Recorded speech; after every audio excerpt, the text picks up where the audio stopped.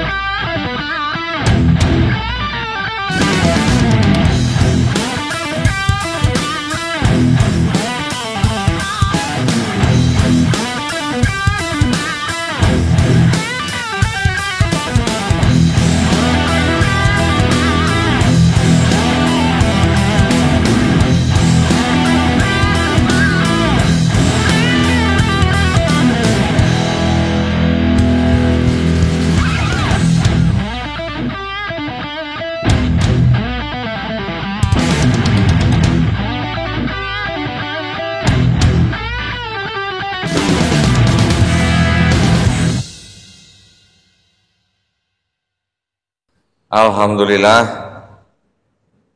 pada hari ini di depan kita semua ada saudara-saudara dan saudari-saudari ini, Ibu ya, yang datang ke Masjid At-Taibin di kawasan Senen, Jakarta Pusat, dan menyatakan diri untuk masuk kepada agama Islam. Betul ya Pak ya? Betul Mas? Mas dengan Mas siapa? Mas Riaji. Bapak? Pak Suhaya. Ibu, mohon maaf Bu. Ibu Sonya, Ibu Meske ya. Oke. Alhamdulillah. Saya kenal dengan Pak Suhaya ini ya. Pak Suhaya ini kita bertemu kira-kira sebulan yang lalu ya Pak ya. Di Ciranjang ya, Cianjur, sekitar Bandung. Waktu itu saya datang ke rumah beliau, saya bertemu dengan mendiang istri beliau ya. Betul Pak ya? Pada waktu itu kita ada pembicaraan mengenai keyakinan mendiang istri beliau, dan walaupun pada saat itu mendiang sudah menyatakan bahwa keyakinannya ada kejanggalan, namun ketika beliau saya ajak untuk masuk Islam, beliau waktu itu masih bertahan nanti saja, nanti dulu katanya gitu ya Pak ya, dikarenakan saudara-saudaranya mungkin masih belum bisa menerima dengan baik. Saya waktu itu bilang bahwa kita tidak pernah tahu kita hidup sampai kapan ya. Saya kembali ke Jakarta, 2 hari kemudian saya mendengar kabar beliau sudah berpulang ya. Nah, alhamdulillah suami daripada beliau Pak Suhayani datang hari ini ke sini, alhamdulillah untuk menerima Islam. Jadi alhamdulillah Pak Suhaya masih diberikan kesempatan ya Pak ya. Amin, alhamdulillah. Baik, kalau ini Mas Riaji masih muda nih, generasi milenium. Ibu, mohon maaf Bu, dengan Ibu siapa? Sonya. Ibu Sonya. Ibu Sonya bisa datang ke sini untuk masuk Islam. Info dari mana Bu? Dari Bu Widya. Dari Bu Widya, oke. Kalau Bu Miske dari Pak Stanley ya, alhamdulillah. Jadi memang keempat saudara kita ini datang ke sini sudah mempunyai keinginan yang kuat untuk masuk ke dalam agama Islam. Baik, saya ada pertanyaan ya, yang nanti minta tolong Pak Suhaya, Mas Riaji, Ibu Sonya, Ibu Miske jawab dengan sejujur-jujurnya ya Bu ya. Apakah Pak Suhaya, Mas Riaji, Ibu Sonya, dan Mbak Miske ini mau masuk Islam atas kemauan sendiri atau ada paksaan? Kemauan sendiri, Kemauan masuk Islam. Alhamdulillah. Kemauan sendiri. Alhamdulillah. Kemauan sendiri. Alhamdulillah. Jadi tidak ada yang memaksa ya Pak ya? Baik. Karena di dalam Islam tidak ada paksaan ya. La ikraha fid-din. Baik. Yang kedua, di dalam Islam ada yang namanya syariat ya Bu ya. Ada rukun Islam namanya. Setelah bersyahadat nanti ada sholat, ada zakat, ada puasa, ada haji jika mampu Bu ya, jika mampu. Tetapi sholat, zakat, puasa itu adalah wajib ya, haji jika mampu. apakah Pak Syuhada, Mas Riaji, Ibu Sonya, Mbak Miske berjanji di hadapan kita semua akan melakukan syariat tersebut? Alhamdulillah. Mas Riaji? Alhamdulillah. Alhamdulillah. Alhamdulillah. Baik, kalau begitu tidak ada lagi yang menghalangi Bapak-bapak dan Ibu-ibu untuk mengucapkan 2 kalimat syahadat ya. Baik, kalau begitu untuk efisiensi waktu kita sekaligus saja bersama-sama kita angkat telunjuk kita, jari telunjuk kita, menandakan bahwa kita hanya mentauhidkan Allah Subhanahu wa taala. Ya. Sudah paham ya, Bapak Ibu ya? Nanti diikuti kata-kata saya dalam bahasa Arab, kemudian diikuti dengan bahasa Indonesia. Baik. Bismillahirrahmanirrahim. Asyhadu. Tolong diulang. Asyhadu. Bareng-bareng Bu ya. Asyhadu alla ilaha illallah wa asyhadu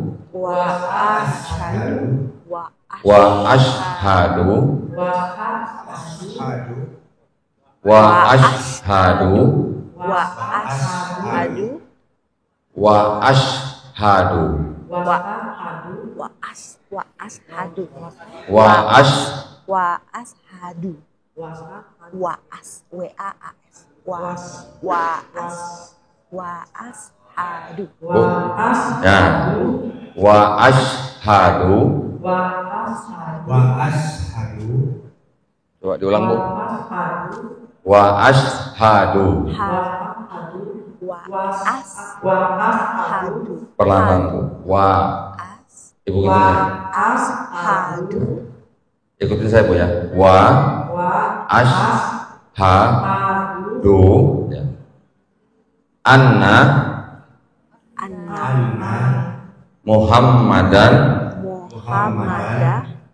coba lagi Muhammadan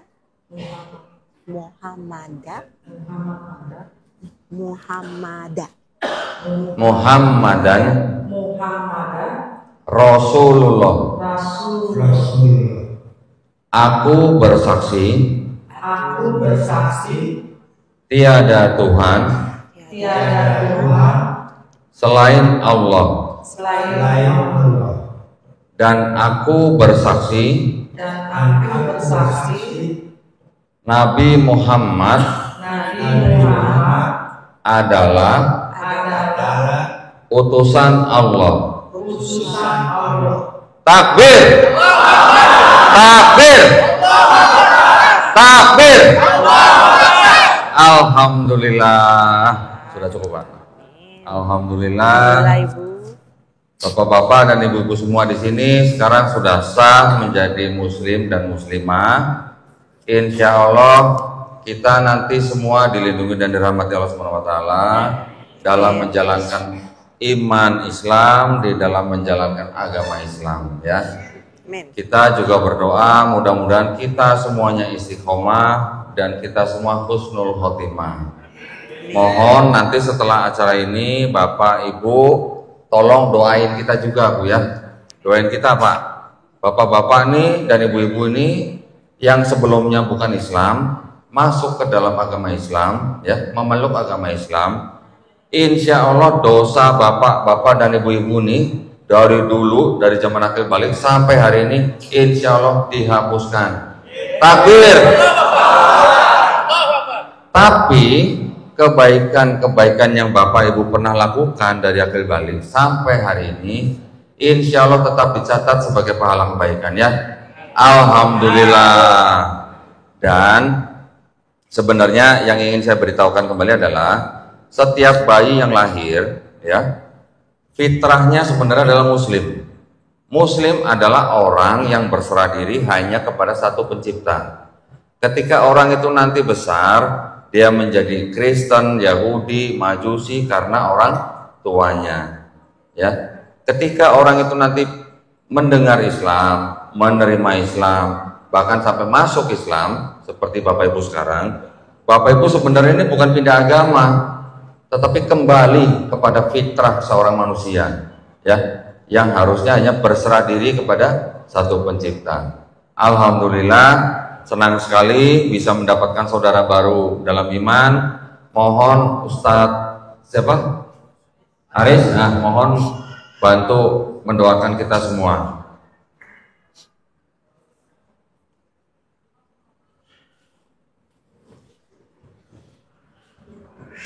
Aja.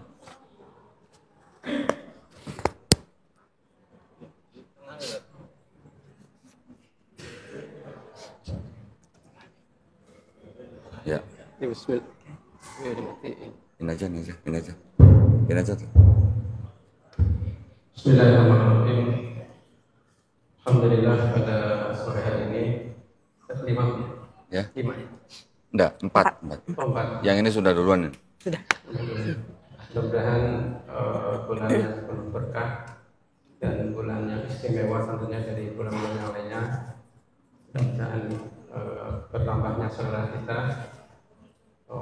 masuk Islam juga kita menambah keyakinan kita bahwa Islam itu memang agama yang penuh misteri dan penuh penasaran, sehingga kalau nggak dikunyah secara baik itu orang tidak mengerti rasanya. Ya. Mudah-mudahan diteguhkan iman Islamnya Bapak Ibu. Amin. Dan diberikan keistiqomahan, dan tentunya sekali lagi tadi disampaikan oleh Pak Dendi bahwa Bapak Ibu hari ini menjadi orang yang insya Allah mustajab doanya. Amin. Jadi Bapak Ibu yang sekarang masuk Islam, pergunakan waktu yang mungkin tidak lama, karena mualafnya jangan keterusan. Ya. Karena kemarin kami ketemu seorang ibu sama anak, saya tanya, bapaknya gimana sholat enggak? Bapaknya mualaf Pak Ustaz. Sudah berapa tahun? 15 tahun mualaf. Insya Allah. Oh, ini mau lagi begitu. Mualafnya sebentar aja, jangan lama-lama. Gitu. Jadi mustajab doanya, maka Bapak Ibu pergunakan, apalagi menjelang buka puasa nanti itu, terserah minta doa apa saja, minta kaya boleh, minta sehat, apalagi minta keteguhan iman, kemudian minta dijauhkan dari fitnah, itu juga penting juga, dan ketabahan memegang iman ini. Karena memang mungkin dari teman-teman yang ada riwayat sebagainya itu tentunya bisa pelajaran agar kita biar anteng jalan begitu. Mari kita doakan saudara kita, mudah-mudahan Allah SWT memberikan ijabah dan keberkahan di bulan Ramadan ini. Ada hadiah pada Al-Fatihah. A'udzubillahi minasyaitonirrajim. Bismillahirrahmanirrahim. Alhamdulillahirabbil alamin. Arrahmanirrahim. Maliki yaumiddin. Iyyaka na'budu wa iyyaka nasta'in. Ihdinas siratal mustaqim. Siratal ladzina an'amta 'alaihim ghairil maghdubi 'alaihim waladdallin.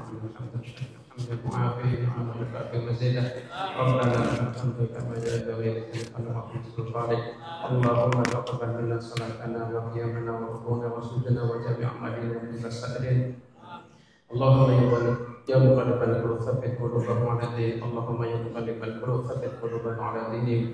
Allahumma ya muqallibal tsabbit qulubana 'ala dinik. Allahumma a'inna 'ala dhikrika wa syukrika wa husni ibadatik.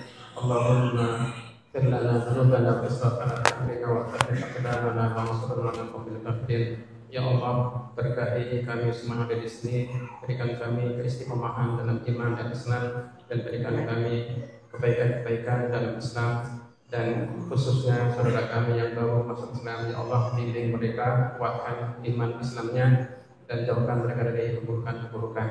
Tentunya mereka adalah yang baru, berilah istiqomah dalam belajar tentang agama ya Allah. Allahumma ighfir lil mu'minin wal mu'minat wal muslimin wal muslimat al-ahya'i minhum wal amwat. Rabbana atina fid dunya hasanah wa fil akhirati hasanah wa qina adzabannar. Walhamdulillahi rabbil alamin. Alhamdulillah. Pak, selamat ya Pak ya. Mudah-mudahan istiqomah ya Pak ya. Terima kasih. Alhamdulillah ya. Mas Haji, selamat ya. Istiqomah ya.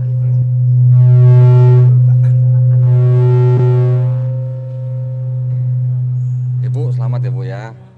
Mbak Miska selamat ya. Alhamdulillahirabbil alamin. Gimana sih Merinding ya. Merinding, Masya Allah. Setiap ada yang syahadat tuh rasanya senang banget. Bertemu ini ya, apa sahabat baru ya, saudara baru ya. Saudari baru. Ini 4 orang langsung loh. Iya. Subhanallah. Emang sebenarnya apa sih yang bikin orang-orang tua akhirnya berani bersyahadat gitu ya? Gitu. Apa memberanikan diri, padahal itu kan menentang keluarga, itu kan apa pengalaman kamu kan ya? Ya kalau aku karena memang kita udah imannya udah kuat kayak Islam. Oh gitu ya. Jadi walaupun ditentang tetap aja gitu ya.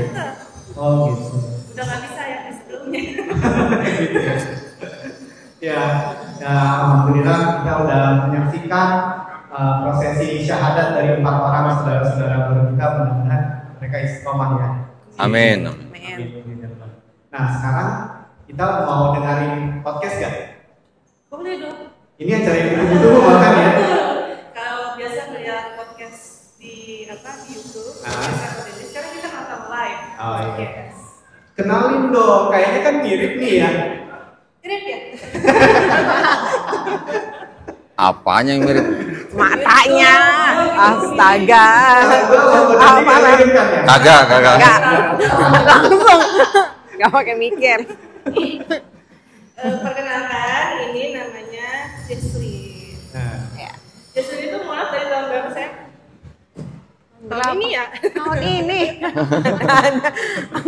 Tahun ini bulan lalu 1 bulan, genap 1 bulan sih. Oh, Masya Oh, Masya Allah. Namanya Alhamdulillah. Jesslyn Tea Lestari ya? Ya, Masih fresh. masih fresh. Nah, Setelah setelah dikenalin, oh kalau ini sudah sangat Nah, udah gitu berdirinya belakangin gua lagi. Orang mah ketemu dua-duanya, atau dua-duanya di sini gitu. ya kan lu udah sangat-sangat terkenal kok Doni, masa masih mau banget terkenal gitu kan? Loh bukan, maksudnya berdirinya kenapa di sini gitu. Kan gua takut tadi ada yang nanti kalau jasnya mengembang kan gua. Minta maaf dulu, minta maaf dulu. Gitu, jadi si Jesslyn ini di komennya Wajib Muslim dia disebutnya bilang ini orang ngomongnya sampai 360 km per jam. benar. Aku baru ketemu Jesslyn hari ini. Dan pas aku ketemu dia, wow, Oh. jarakmu cepat sekali. Iya. Terus Doni bilang waktu itu kan kita podcast bertiga, Ki, lu mau gak sama Jesslyn gitu? Saya bilang, wah kalau gue jadi lakinya Jesslyn, gue kalah ngomongnya kok gitu. Ya udah kalau gitu kita gak lama-lama ya, Iya. kita saksikan podcastnya Doni dan Ci Jesslyn. ya silakan menikmati podcast ini. Masya Allah nih, mic-nya udah kayak di speaker corner aja. Assalamualaikum warahmatullahi wabarakatuh.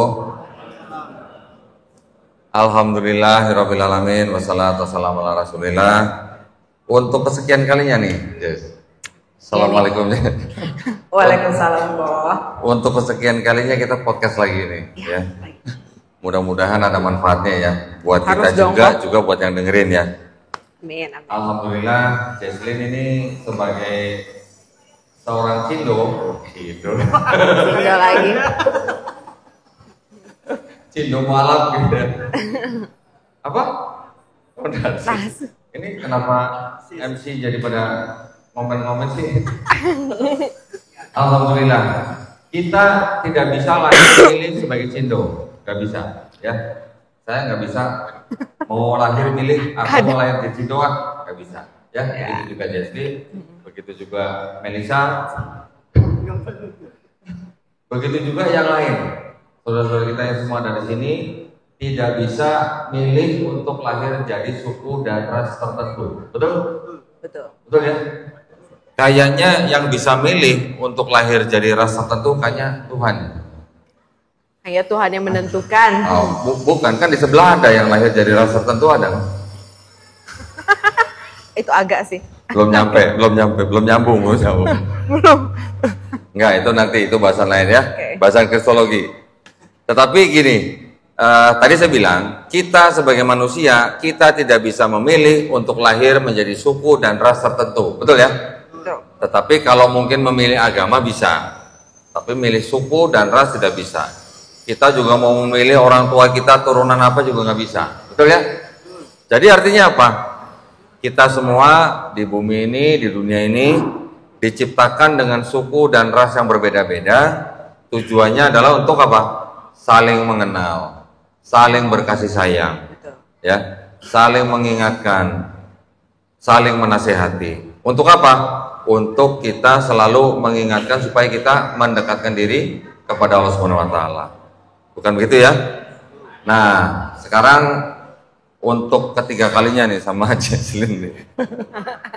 Kayaknya udah nggak perlu dikenalin ya, Jesslyn ini orang dari mana gitu, bro? Kayaknya nggak usah. Nggak usah ya? Mungkin udah banyak ya. Pokoknya kita tahunya Cina Kuntian aja pokoknya. Wes Cina Pontianak deh. Gampangnya Cina Kuntian gitu ya. Iya. Nah, saya mau coba gini. Kalau biasanya mungkin kita sudah berapa kali podcast, kita ngomongin hal yang kurang lebih sama sebenarnya. Iya. Tetapi mungkin kalau sekarang saya mau nanya beberapa hal yang mungkin kalau Jesslyn juga nanti jangan sampai mengkerunyutkan dahi gitu ya. Contoh gini. Kenapa Jesslyn akhirnya memilih agama yang Tuhannya nggak kelihatan, yang sebelumnya Tuhan Jesslyn itu bisa jadi manusia? Udah itu pertanyaannya. Titik. Silakan. Oke. Kirain ada komanya kan, saya nungguin komanya mana gitu. Nggak dikasih tempo. Oke. Langsung aja. Jadi begini ya, kan dalam kata kenapa milih Tuhan yang tidak ada bentuknya, yang tidak bisa kita lihat kan, yang hanya bisa kita percaya, betul? Kita bisa junjung tinggi. Pertanyaan kembalinya, retorikanya adalah bagaimana bisa ada manusia yang menggambarkan muka Tuhan pada awalnya di ajaran saya sebelumnya? Apakah mereka pergi ke surga dan kembali lagi dan kemudian menggambarkan muka Tuhan di mana Tuhan Yesus? Nanti tidak masuk akal, logika tidak akan sampai, betul? Berarti yang sebelumnya sudah dipastikan secara logically fail. Alhamdulillah. Jawabannya tepat ya. Dapat nilai berapa? Dapat nilai berapa? Oh, 100. Kan logik. Logically fail. Nah, terus gini. Kenapa Jesslyn mau masuk agama yang sholatnya sehari 5 kali? Belum lagi nanti sholat-sholat yang sunnah, ya kan? Dibanding dengan dulu yang mungkin kebaktiannya seminggu cukup sekali. Ya, doa mungkin bisa jam berapa aja. Tapi kebaktiannya cuman seminggu sekali. Wajibnya hanya seminggu sekali ya. Seminggu sekali. Kenapa mau ke agama yang sholatnya sehari 5 kali? Belum ke sunnah gitu. Kan repot gitu. Begitu ada jam-jam yang sangat gimana gitu kan? Jam yang harus ditentukan ya sebelum bangun lebih susah, ada sacrifice and everything else. Karena fitrahnya dasarnya ketika Allah menurunkan kita di dunia ini, Allah ada nagih nggak kita? Harus membuat apa? Allah tidak ada menagih satupun kan. Diberikan manusia sempurna, dilahirkan setiap manusia dilahirkan sempurna tanpa ada apapun. Masa iya 1 minggu kita cuma 1 kali ingat Allah? Hanya 1 kali wajib untuk mengingat Allah ya? Kurang ya? Bukan kurang, itu namanya ini our maker gitu, our maker, our creator, semua yang kita punya adalah anugerah dari Allah karena kasih dan karunia-Nya Dia memberikannya dengan cuma-cuma. Terus kalau misalnya kita emang harus sholat 5 kali untuk menjunjung kita punya Allah, why? Kenapa harus keberatan? Ya.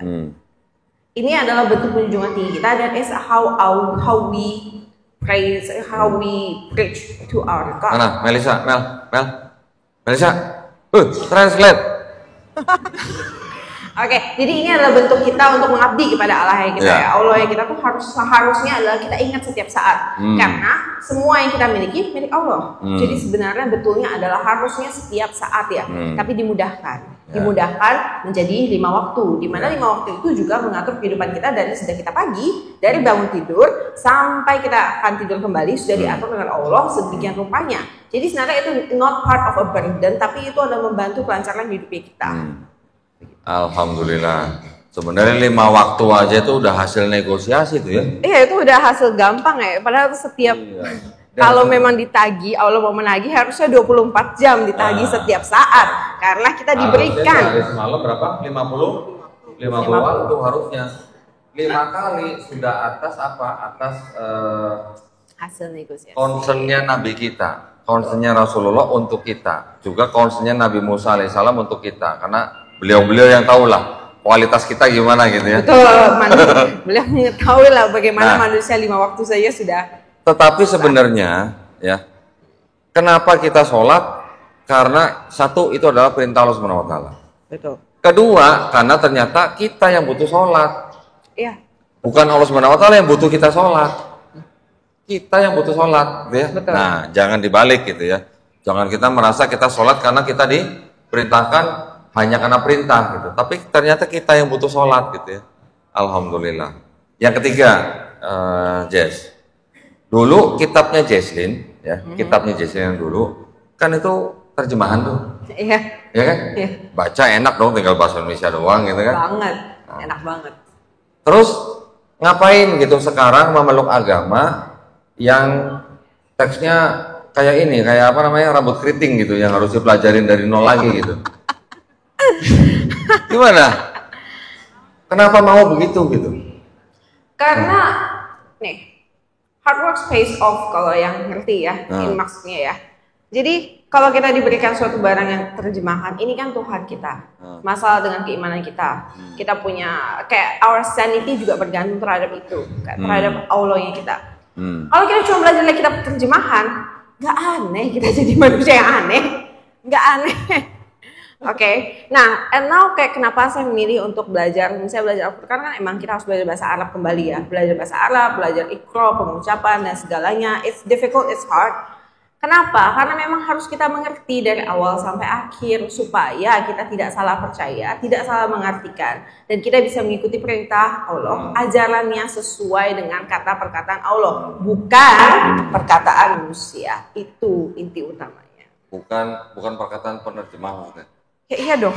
Karena kan ada penyalin atau penerjemah di kitab yang dulu. Kita bisa buktikan bahwa ternyata penyalin juga ternyata punya pemikiran agama. Betul, dan itu akan tertuang di dalam terjemahannya karena itu melewati proses pemikirannya dia untuk bisa diterjemahkan. Bukan, maksud saya gini, dia sudah menerjemahkan. Tetapi di luar daripada penerjemahan itu, dia juga punya catatan atas pemikiran agama sendiri. Yes, pasti Catatan kecampur. itu bisa disisipkan menjadi ayat. Bisa. Nah, jadi itu memungkinkan. Itu yang kita hindari gitu ya. Tuh. Di Quran tidak ada cerita bisa begitu. Tidak ada yang namanya skolia gitu. Ya. Tidak ada catatan di pinggir halaman yang akhirnya disisipkan atau merayap menjadi ayat. Tidak ada di dalam Quran. Alhamdulillah. Jadi Jesslyn ini sebenarnya mau ya repot-repot istilahnya masuk ke dalam agama yang kelihatan dari luar tuh kelihatannya seperti merepotkan. Bahkan boleh dibilang merepotkan sekali gitu ya, bukan cuma merepotkan nih, tapi mau gitu masuk ke dalam agama yang merepotkan. Belum lagi puasa nih, sebulan kan? Iya. Kalau yang dulu puasa berapa hari? Dulu puasa kan nggak diwajibkan, Oh, tidak wajib dilakukan baik dan ada berkat ya, tapi kan masih bisa minum. Tapi kan sunat junjungannya 40 hari. Tapi beda dong, puasa itu berbeda ya, dan sistem konsep puasa di Islam sendiri. Dan puasa-puasa sebelumnya di agama sebelumnya kita, kalau kita cuma masih puasa ini kan sebenarnya menahan nafsu dari segala hal yang duniawi ya, lebih tepatnya ya. Nah kalau misalnya kita seperti saat ini kita tahan makan, tahan minum, tahan emosi, tahan segalanya, kita juga menjauhi hal-hal yang buruk ya, hal yang konotatifnya akan membuat kita berdosa. Ini kita benar-benar melakukan penahan diri full secara sepenuh-penuhnya, agar kita bisa melihat manusia itu pada kodratnya jika di level terendahnya itu apakah bisa tetap mengingat kepada Allah. Betul?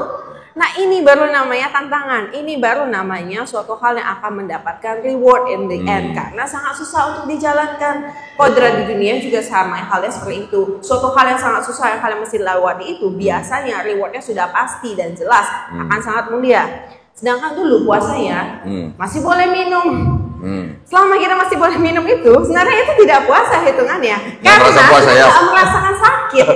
Tidak makan tuh nggak sakit karena kita masih bisa tidak makan beberapa hari and we still going to be fine selama kita dehidrasi dengan baik. Itu kenapa saat kita masih minum itu sama aja nggak puasa. Itu namanya diet lebih tepatnya. Berarti bulan Ramadan ini kan bulan Ramadan Jesslyn yang pertama ya? Ya betul. Gimana? Kesan pesannya gimana? Tadi kayaknya sempat kelihatan ngantuk, bener gitu ya. Gimana?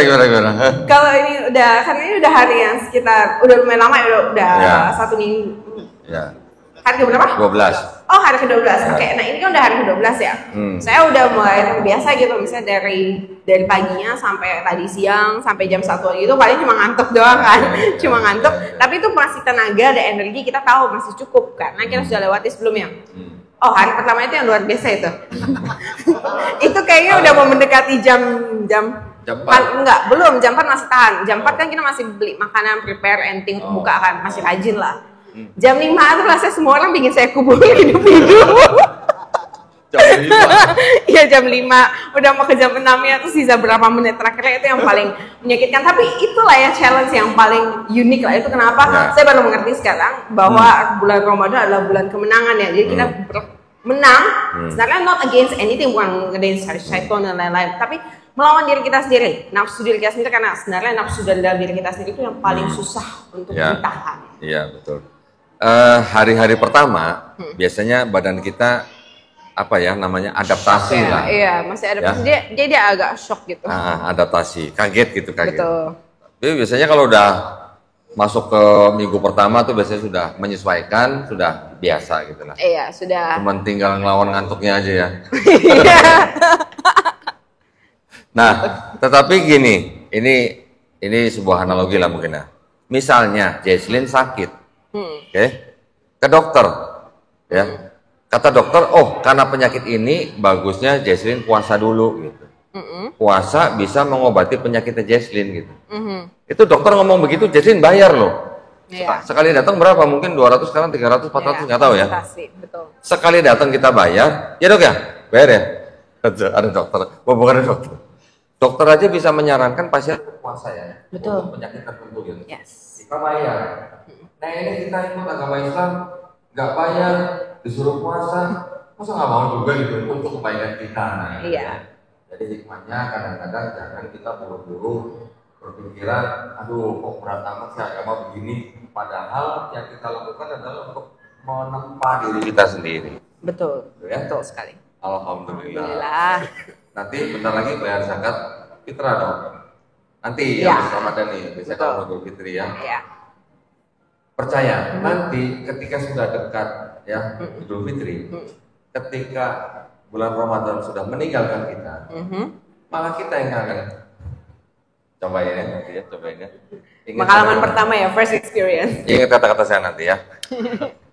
Oke, alhamdulillah berarti iman sudah bisa meninggalkan Tuhan yang pernah katanya jadi manusia, kitab yang hanya terjemahan. Jadi sekarang sudah mulai belajar Iqra, sudah mulai. Iqra saya masih belum baca ya, mengenal, recognize. Tapi Latin Latin untuk penghafalan. Oh, Latinnya. Oke, Iqranya juga harus ya. Iqranya. Iya. Insya Allah mudah. Kalau buat orang yang sudah bahasanya 200 km per jam kayak begini, insya Allah mudah. Malah nanti insya Allah bisa jadi guru Iqra nanti. Insya Allah. Insya 1 Allah tahun ya kita coba. Enggak lah, lama amat. Nanti insya Allah bisa cepet. Enggak, kalau Iqranya aja bisa nanti jadi guru Iqra bisa. Udah ngajar bahasa Inggris, bahasa Mandarin. Coba, bahasa Mandarin juga susah kan? Susah lah. Nah iya makanya, bahasa Mandarin susah apalagi istilahnya Iqra nggak terlalu seperti bahasa Mandarin. Kalau bahasa Mandarin, satu kata kan satu karakter.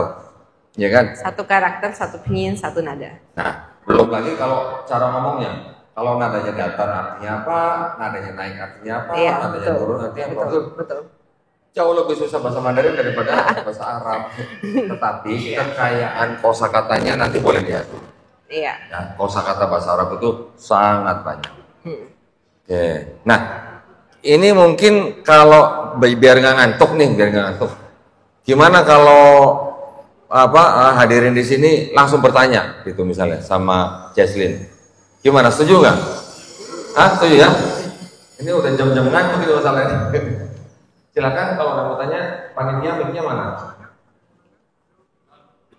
Silakan, siapa duluan? Ada yang mau bertanya? Kita awal dulu ya. Satu dari Ikhwan, satu dari Akhlak. Ya, gantian. Itu tuh tadi Bapak itu dulu. Silakan.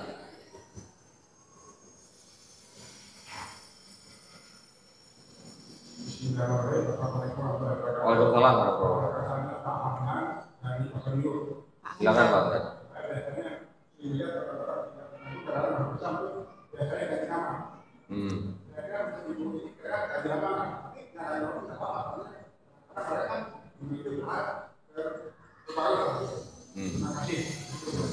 Jadi pengen ganti nama nggak? Pengen nama Islami nggak? Kalau nama sebenarnya jujur saya nama orang aja susah hafal.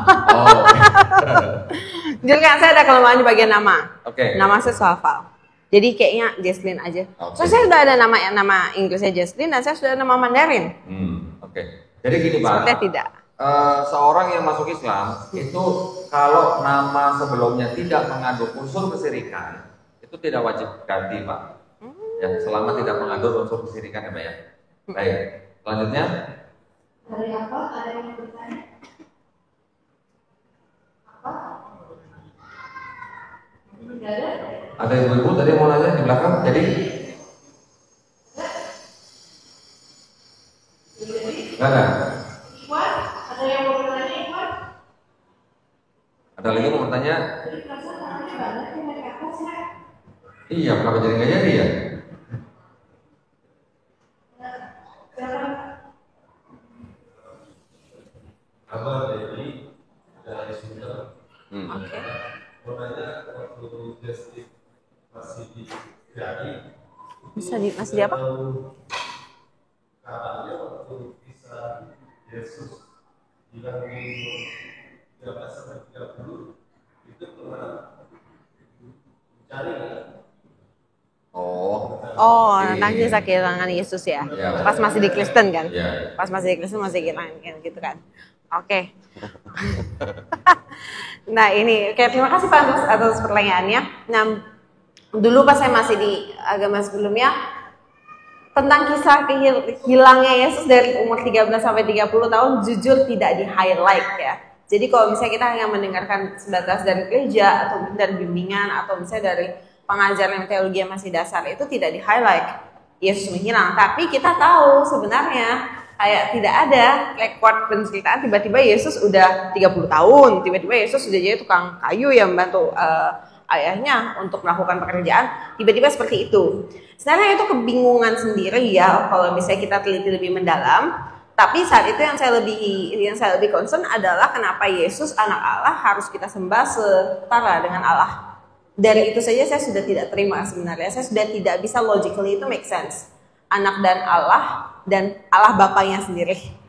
Nah, dari begitu sih. Cuma kalau emang di Kristen sendiri sebelumnya banyak hal-hal bahkan tentang pensaliban Yesus sendiri ya. Banyak yang tertutupi. Jadi seakan kita memang disetir ya. Kita disetir ke arah pemahaman doktrin. Di mana doktrin itu diciptakan ya berdasarkan bapak-bapak gereja, ya persatuan bapak-bapak gereja. Oh memang begini ceritanya dan begini yang diajarkan. Kita bakal merasa itu janggal atau aneh jika memang kita benar-benar mau menyembah untuk berdoa kepada Allah. Ketika kita benar-benar mencari Tuhan baru kita bisa merasakan. Kalau kita cuma yang penting gua ada agama, yang penting saya ada agama sih, enggak. Most Christian doesn't feel kayak mereka nggak akan merasa seperti disetir. Begitu Pak. Saya tambahin ya. Ya. Sebenarnya ada beberapa kisah tentang yang disebut dengan Yesus Kristus ketika dia masih remaja. Sebenarnya ada gospel-gospelnya, cuman tidak masuk ke dalam Bible. Karena Bible itu kan adalah kitab-kitab yang dipilih oleh bapak-bapak gereja pada saat awal-awal mereka terbentuk. Betul. Ada gospel-gospelnya. Buku-buku lain ya. Bahkan di dalam semua gospel, judulnya The Infancy Gospel of Thomas. Di situ diceritakan Yesus menciptakan burung dari tanah liat, hidup, mujizat. Sama dengan di Quran sebenarnya.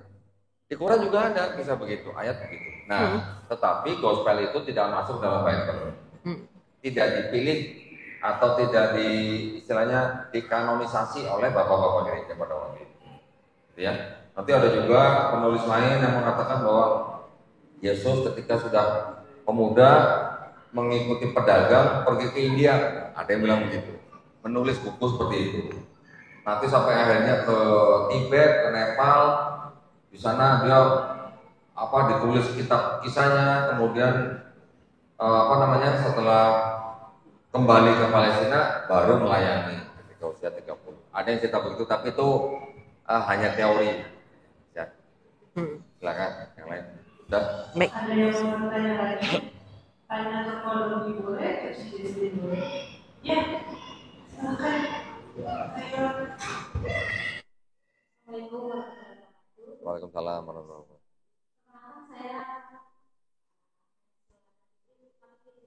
Saya juga sama. Oh, Saya ingin bertanya kepada Pak ya. Karena saya juga selama waktu masih yang kemarin, saya punya keraguan tentang Trinitas. Tentang? Trinitas. Oh, Trinitas. Dan semenjak saya tertarik dengan Islam, belajar tentang Islam, banyak pertanyaan-pertanyaan yang tidak saya dapatkan di sebelah, jawabannya tidak saya dapatkan di sebelah, dan saya dapatkan di Islam. Pertanyaan-pertanyaan yang kita juga selalu lulus.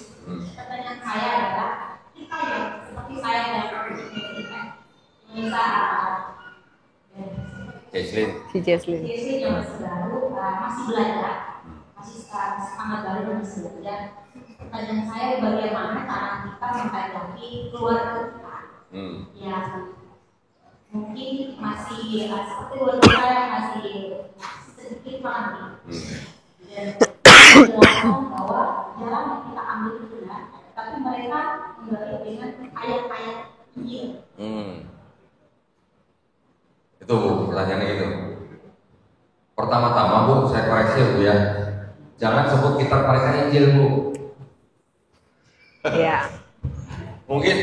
Mungkin saya ngomong begini, mungkin Ibu kaget. Karena di kitabnya mereka memang tulisannya Injil gitu ya. Tetapi kita sekarang sebagai seorang Muslim, kita sudah mengenal Quran. Di dalam Quran disebutkan ada Taurat, Zabur, Injil, gitu kan? Taurat, Zabur, Injil adalah wahyu-wahyu yang diturunkan Allah SWT kepada Nabi dan Rasulnya untuk Bani Israel pada zaman itu. Setuju? Setuju ya? Alhamdulillah. Kalau namanya wahyu Bu, apakah harus berbentuk buku? Wahyu, tidak ya. Wahyu itu pesan atau pengetahuan yang diterima oleh Nabi dan Rasulnya yang langsung masuk dalam kolbu Nabi dan Rasulnya yang diajarkan kepada umatnya, itulah wahyu yang diajarkan, ya. Tetapi apakah Nabi Musa menulis Taurat, apakah Nabi Daud menulis Zabur, apakah Nabi Isa masih menulis Injil? Tidak. Jadi Taurat, Zabur, Injil yang disebut di dalam Quran itu bukan kitabnya Yahudi, bukan kitabnya Kristen Bu. Nah, jadi Ibu jangan sebut itu Injil gitu ya. Sebut aja Bible gitu. Ya. Nah, tadi Ibu bertanya bagaimana menghadapi keluarga yang sering memberikan ayat gitu ya. Berarti Ibu harus sering-sering nonton channel saya begitu berarti. Promosi. Promo. Ya memang gini Bu ya, memang gini. Saya tidak menyalahkan. Saya tidak menyalahkan kalau keluarga kita mungkin masih berusaha untuk membuat kita kembali ke agama yang lama. Kita tidak bisa salahkan karena banyak orang tua yang salah berpikir begini. Misalnya contoh nih ya, anggap aja saya orang tuanya Jesslyn, ngamuk sama Jesslyn. Kamu udah dilahirin, udah kecil, udah digedein, udah disematkan, udah sekolahin, gedenya keluar dari agama orang tua. Bilangnya keluar dari agama orang tua. Emang orang tua punya agama? Maksudnya berarti mungkin agama keluarga yang dianggap oleh keluarga kan? Tetapi sebenarnya gini, setiap warga negara Indonesia itu dijamin haknya secara penuh oleh negara Republik Indonesia untuk memilih dan menjalankan agama dan keyakinannya masing-masing. Undang-Undang Dasar 1945 pasal 29. Nah, jadi Ibu sekali-sekali harus tunjukin ke mereka. Nih, Undang-Undang Dasar 1945 ngomongnya begini. Jadi orang tua pun tidak bisa melarang anaknya yang sudah punya hak hukum untuk memilih dan menjalankan agama pilihan anaknya. Ya. Tentu saja agama yang diakui oleh negara Republik Indonesia. Itu ya. Sekali-sekali tunjukin Bu, pasal 29. Nah, jadi biar orang tua kita mikir bahwa orang tua pun tidak bisa menghalangi anak kandungnya sendiri untuk memeluk agama tertentu yang diakui oleh negara Republik Indonesia. Ya Bu ya. Nah, terus kemudian ini Bu, juga beritahu kepada keluarga besar bahwa dengan masuknya ibu ke agama Islam, kalau ibu tadinya sudah sayang dan hormat kepada orang tua, setelah menjadi muslim, ibu harus lebih sayang, lebih hormat kepada orang tua. Harus bisa menunjukkan akhlak Islam. Supaya apa? Supaya mereka juga tertarik kepada Islam. Itu Bu ya. Insya Allah bisa ya Bu ya. Amin. Alhamdulillah. Silakan Ada yang mau nanya lagi? Ada. Silakan Pak.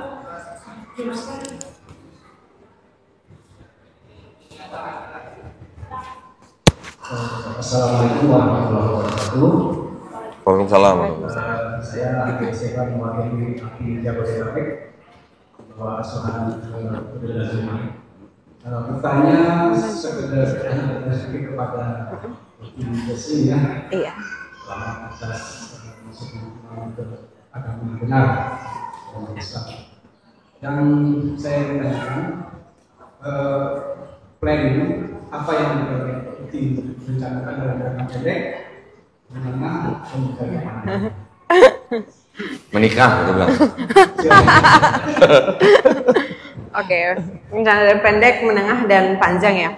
Kalau untuk mungkin saya dari rencana pendek dulu deh. Oke, nah untuk rencana pendeknya saya, sementara saya masih dalam pencarian guru. Alhamdulillah saya sudah dapat guru untuk bahasa Arab dan saya masih mencari untuk guru ngaji dan guru keislamannya karena biasanya same person bisa ya untuk mengajari, dan saya juga masih menyesuaikan karena sebelumnya jujur saya ini kan Cina banget. Baru tahu ya? Baru tahu? Iya, baru sadar. Baru sadar. Tahu sadar enggak ya? Oke, jujur saya lumayan Cina Indo banget yang we are very economically productive. Nah, itu kata yang baiknya tuh. We are economically productive. Jadi saya Senin sampai Minggu itu jadwal saya semua yang kerja. Masya Allah. Semua yang kerja. Bagus dong kok kerja, rajin, produktif ya. Cuma ya lama-lama bisa agak-agak melenceng ke jadi sesuatu sih. Jadi saya mulai stabilkan sih. Saya mulai menstabilkan kembali di mana ada waktu-waktu di mana saya memang belajar, antara saya belajar pengetahuan Islam dan lain-lain, dan juga saya belajar cara-cara berdakwah dan dari guru-guru saya dari Kododi dan kawan-kawan yang lainnya yang sudah sangat experience di dunia dakwah sendiri ya. Karena menurut saya diberikan Allah kemampuan yang cukup yang untuk bisa mengejar, untuk bisa ke arah ke bagian dakwah. Cuma memang membutuhkan banyak data dan pembelajaran kembali karena again alhamdulillah saya disadarkan dalam umur yang masih muda, saya masih punya waktu yang cukup banyak untuk bisa mampu mencapai sampai ke jangka itu. Nah mungkin itu sudah plan menengahnya ya.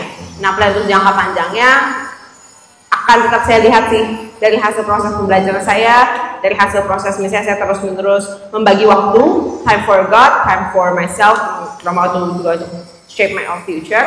Bagaimana ini juga bisa berbagi kebaikan ya bagi orang-orang lain juga. Mereka nanti terutama untuk generasi milenial saya lebih mau ingin become a beacon untuk teman-teman lain juga yang milenial or Gen Z-nya kita, bahwa kita ini hidup harus mulai kembali mengingat kepada Allah, kembali mengingat kepada Tuhan, karena itu adalah some kind of default ya, kayak error di bagian generasi kita, karena everything is simple, everything is accessible. Jadi kita tuh sampai melupakan bahwa dunia ini sudah diciptakan oleh Allah. Jadi saya ingin lebih, kalau saya sudah belajar mempelajari Islam saya dalam-dalamnya itu lebih berdakwah ke area generasinya saya. Seperti itu Pak. Jangan lupa ta'aruf. Oh ya, beserta dengan itu, betul. Itu kan saya tuh Cina banget, pikiran saya memang cuma ekonomi gitu produktif dan ya Tuhan. Gitu kalau Cina. Tapi ngomong-ngomong sebelum pakai kerudung atau hijab, dibandingkan sama sekarang pakai hijab, lebih kelihatan mana Cinanya? Sekarang sih. Ayo lu. Ayo lo. Saya sekarang kalau kita keluar langsung pakai kerudung gini langsung ketahuan banget ya, mukanya langsung beda langsung. Tapi aneh kan? Kelihatan. Aneh kan? Ya. Kalau nggak pakai hijab, ya oke lah Chinese, tapi mungkin nggak terlalu kelihatan gitu. Tapi begitu pakai hijab, kok nambah langsung kelihatan ya? Iya, tambah muncul gitu, agak mencolok ya. Oh ya. Nah. Tarawih pertama saya juga ini kok saya tiba-tiba muncul di masjid gitu kan, terus fullnya nggak ada Cina, terus datang pakai warna putih lagi ya, ininya mukanya begini kan. Pas selesai tarawih, saya mau salaman ya orangnya cancel, Ya. orang asing. Dulu dia juga begitu dulu. Iya begitu ya. Jadi sebenarnya lebih tampak Cina ya sekali memakai kerudung begini. Baik, silakan next. Ada? Ada yang mau bertanya lagi? Untuk Warga atau Jasin? Silakan.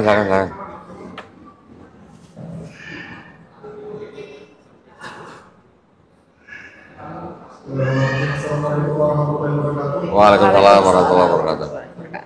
Saya Maesa dari Bogor. Saya mau tanya apakah selama di Kristen itu ada orang-orang yang sebenarnya tahu di kalau Kristen itu ada kejanggalan dan selalu itu ada orang yang sedikit benar di dalam mereka, tapi mereka tuh masih takut untuk jadi malam. Apakah ada orang-orang yang seperti itu dan apakah ada tips dan triknya supaya mereka tuh bisa berani untuk menjadi malam? Ya. Ada mas, yang begitu ada. Semalam aja saya ngobrol berapa jam ya? Ada 3 jam lebih lah semalam. Sampai nggak tidur ya? Sampai nggak tidur ya. Semalam ada, saya menerima tamu 3 hari berturut-turut ya, dari semalam, kemarin lusa, kemarin lagi. 3 tamu yang datang ke saya, alhamdulillah yang 2 bersyahadat, yang 1 belum berani bersyahadat. Ketika saya tanya, apa yang menghalangi kamu untuk masuk Islam? Sedangkan konsep ketuhanan Islam kamu sudah meyakini, kamu sudah menerima, dan kamu sudah berani meninggalkan konsep ketuhanan agama kamu sebelumnya. Sudah. Tetapi ketika saya tanya, apa yang menghalangi kamu untuk masuk Islam? Dia bilang apa? Keluarga. Keluarga faktor terbesar orang untuk meninggalkan agama Kristen. Karena memang gimana ya, kekristenan memang dibangun dengan sistem kekeluargaan yang sangat erat gitu. Bahkan ada gereja ya, misalnya contoh gini, ada gereja yang menempatkan adat di atas agama. Oke. Yang kedua, ada gereja misalnya jemaatnya satu keluarga nih, ada 5 orang misalnya, suami istri 3 anak misalnya. Misalnya 5 orang ini dalam satu anggota gereja itu ada 1 yang murtad misalnya. Ini yang 4-4-nya dikeluarin sama gereja itu. Sama gereja dikeluarin. Silakan Bapak Ibu keluar dulu dari gereja ini. Kalau mau belajar, kalau mau masuk ikut gereja kita lagi, Bapak Ibu belajar dari nol. Sampai digituin. Ada yang begitu. Saya pernah menghadapi yang begitu. Nah, jadi dari lingkungan gereja sendiri memang sudah keras gitu ya. Dari keluarga juga sudah keras. Tetapi yang tadi seperti saya jawab kepada ibu yang tadi bertanya, bahwa kita harus bisa menyadarkan orang tua kita bahwa negara Republik Indonesia menjamin warga negaranya secara penuh untuk memeluk dan menjalankan agama yang diakui oleh negara Republik Indonesia sebebas-bebasnya gitu. Nah, memang tidak mudah menghilangkan stigma agama keluarga gitu, agama orang tua gitu kan. Ya, karena itu yang sering terjadi. Terutama kalau misalnya mungkin di kalangan Chinese ya, kalangan Tionghoa. Kita mungkin tahu lah, banyak dari mereka yang mengikuti agama leluhur katanya, ya. Ada yang Konghucu, ada yang Buddha. Tetapi juga banyak yang masuk dalam agama Kristen. Kenapa? Karena ketika penjajahan Belanda, Cina, India, Arab, pribumi kan dikotak-kotakan, ya kan? Cina, yang kelompok Cina ini banyak berdagang dengan pihak Belanda, ya. Ketika kalau saya sebut apa, induk semang apa, ya. Ketika induk semang atau Belandanya ini keluar dari Indonesia, ini kan seperti anak kehilangan induk gitu, ya. Mau masuk ke agama lamanya mungkin dia juga kurang pengetahuan, yang dia sudah sering tahu agama yang dulu menjajah dia gitu, yang menjadi partner bisnisnya gitu, Kristen. Jadi banyak orang Chinese ketika Belanda pergi, orang Chinese banyak masuk Kristen karena sudah terbiasa berinteraksi dengan penjajah. Ya. Kemudian ada lagi ketika tahun-tahun 60-an G30 PKI juga waktu itu kelompok Tionghoa dikasih pilihan mau pulang ke negeri RNC atau mau tetap di Indonesia. Betul. Kalau mau tetap di Indonesia harus ganti nama gitu katanya. Nah, itu juga pengaruh. Jadi, orang tua kami ini mungkin termasuk juga orang tua yang Jesslyn, Yes. memang punya stigma yang kurang baik terhadap agama Islam. Terus terang, Islam agamanya orang miskin, Islam agamanya orang yang mengisi jalan, Islam agamanya orang yang di penjara, Islam agamanya koruptor, begitu kurang lebih begitu ya. Ya, kita yang harus bisa meluruskan pandangan tersebut kepada orang tua kita. Apakah mereka pernah mikir copet-copet yang di Brasil itu agamanya apa? Pengemis-pengemis yang di lampu merah Filipina itu agamanya apa? Gembong-gembong narkoba yang di Meksiko mungkin itu agamanya apa? Mereka nggak pernah mikir situ. Kita yang harus kasih tahu, gitu ya. Nah, insya Allah mudah-mudahan menjawab pertanyaan. Silakan yang lain atau sudah cukup waktunya? Udah belum ya? Sampai jam berapa? Untuk podcast sudah. Udah? Cukup? Alhamdulillah, silakan. Baik, kalau gitu saya mengucapkan terima kasih banyak sekali lagi buat Jesslyn ya. Mudah-mudahan kita nggak bosan-bosan membagikan kebaikan. Amin. Ya, insya Allah apa yang kita bicarakan selalu membawa manfaat buat yang mendengarkan, juga untuk menebalkan iman kita dan membentengi akidah umat Islam. Ya, dari upaya-upaya pemurtatan. Baik, akhir kata wabillahi taufiq wal hidayah. Wassalamualaikum warahmatullahi wabarakatuh.